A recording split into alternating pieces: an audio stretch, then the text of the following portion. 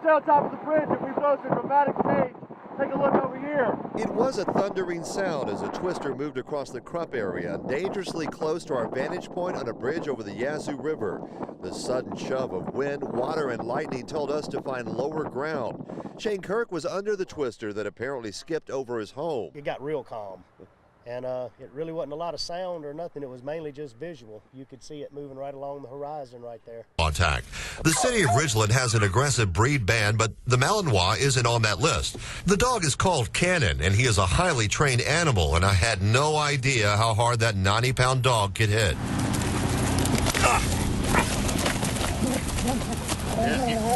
Corn-fed rascal, aren't you? Eat your Wheaties, don't you, brother? He hit like a ton of bricks the first time. The second time, I was a little more prepared. Man, you're strong. Yeah, I'm impressed. Even through a heavily padded jacket, Cannon left me a nice bruise to remember him by. That is a strong dog, man. Yes. And he certainly garnered a lot of attention even before he took office. Scott Simmons is here with more on that. Yeah, you know, he was a lightning rod, no doubt about that. You can't debate it. He often talked about race. He talked about reparations. And in the later years of his life, rebuilding the city of Jackson, literally from the ground up. I have been in remission, I guess they call it, for since 2000. So I'm happy to say that, and I'm very prayerful for everyone who has had this condition to make sure that they recover from it. Right. Chokwe Lumumba's battle with cancer had been often discussed in the city. He tried at every turn to confirm that he was a cancer survivor, but Lumumba said he was ready to tackle the challenges of the city of Jackson. When I see debris, I have a real aversion to debris. As I traveled the campaign trail with him, he tried to reassure me that despite his age, it was the experience that gave him an advantage in the job that lay ahead. He was a high-profile attorney who had well-publicized run-ins with judges that at one point cost him his law license for 6 months.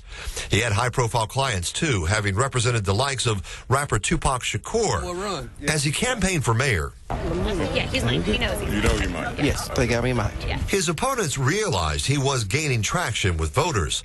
Lumumba's New Africa and Black Panther associations in his younger days greatly concerned his critics, claiming he was controversial, a man with a too divisive past to lead the capital city of Mississippi. He was born Edwin Finley Taliaferro, but changed that name to Chokwe Lumumba, in his words, casting aside his slave name. System must fall. This is a corrupt system. There can be no bargain with this system. You cannot win the election in Jackson, Mississippi, if you run it as an independent. It's surprising people say they look at those YouTube videos and they get scared of you.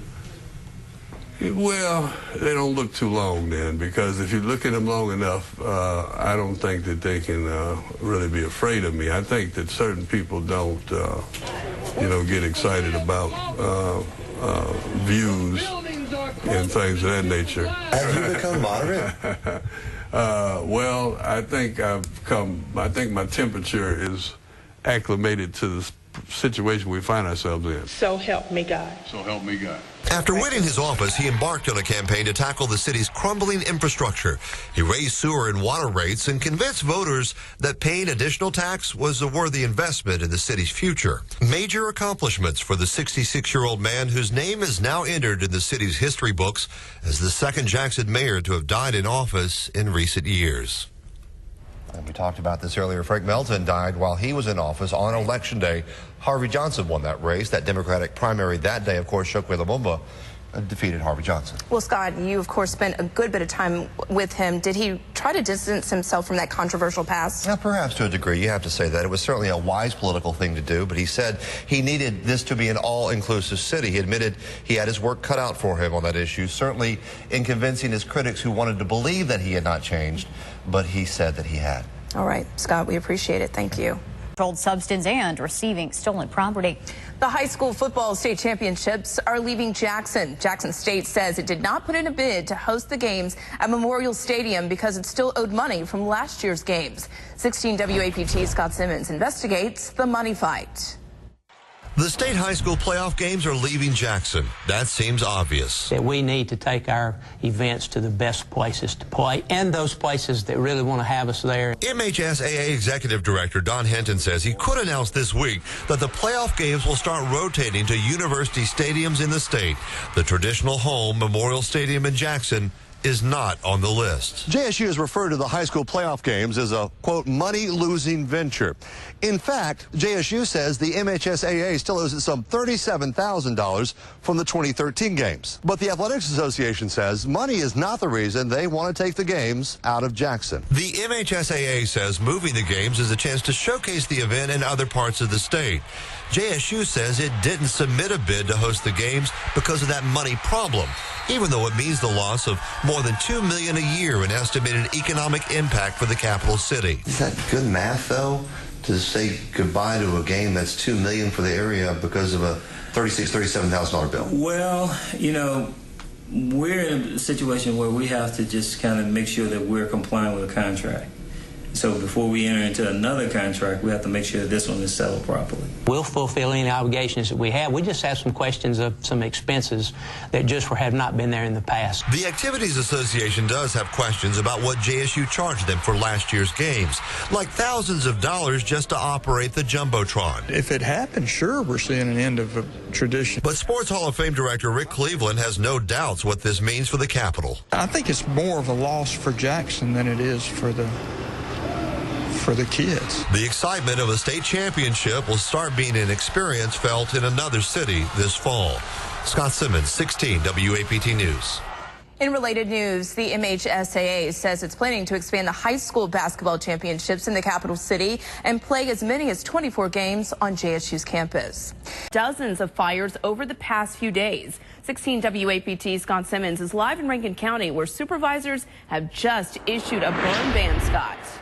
That's right, Stephanie. Late this afternoon, that board issued that burn ban and a stern warning that these dry conditions have already led to dozens of wildfires, and more seem likely on the way. Let's squirt this a little bit because there's still some grass and junk in here. Forestry teams working a wildfire just off the Piney Woods School campus in South Rankin County. Tractors and water trucks trying to destroy or dampen what are ideal conditions for it to spread.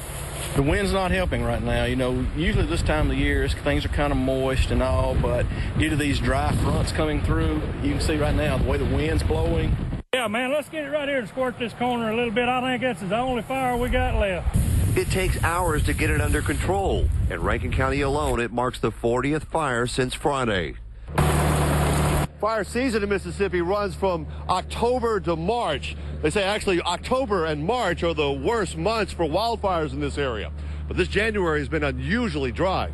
Low humidity and high winds. Now this blaze is also a criminal investigation. It appears to have been started by someone setting a fire to this SUV. Trespassing out here, car gets set afire and obviously lights the woods on fire. I think there's been several acres burned just due to this. At least 15 acres. The Rankin County Board of Supervisors says it's seen enough, issuing a burn ban and the real promise of a fine if someone is caught even burning a small pile of debris. You know, not only does it put them at danger, but other people, our firefighters, everyone else that could be affected by this. In Hinds County, Melvin Wilson has learned that fact all too well. He had started a small trash fire in his Utica backyard that ended up torching several acres. It was a frightening situation because if I had never looked in, it would have been off and running. Exactly. Firefighters are warning the public to be careful before the next small fire becomes a big one.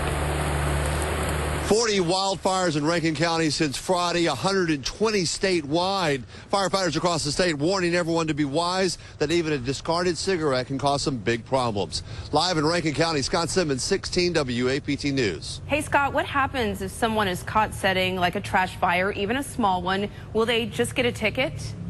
No, in fact, county officials made that clear today at the board meeting. They don't want just a ticket. They want to come fines with that, somewhere in the range of $500 for someone setting an illegal fire in Rankin County.